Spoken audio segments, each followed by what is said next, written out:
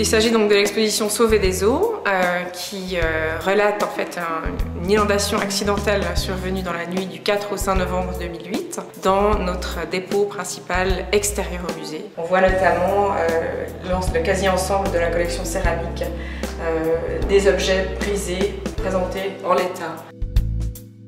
Alors, ce masque de sarcophage fait partie des 153 objets qu'on a dû sortir au plus vite et mettre dans un dépôt réfrigéré. En effet, il est composé de bois, de stuc, de pigments et les trois, humidifiés, réagissent de façon différente et un séchage trop brusque risquait de les faire éclater.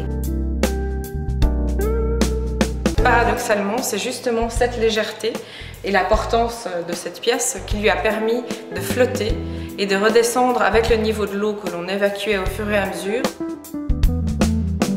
Cette œuvre portait sur son flanc, à l'avant ici, la signature de Picasso.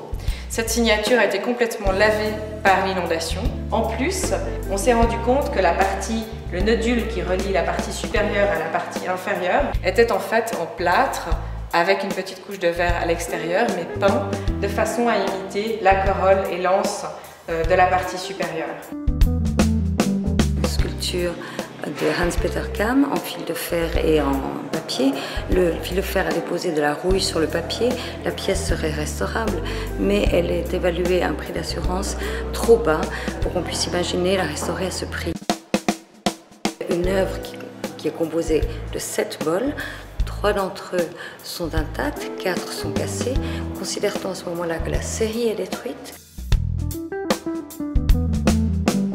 Hyper spectaculaire, c'est-à-dire que pour un même traumatisme, 2 pièces apparentées ont réagi, entre guillemets, de façon très différente. Ce sont toutes des têtes de sculpture Han. Souvent dans les objets anciens, les pièces ont pu être cassées au niveau d'une ancienne restauration.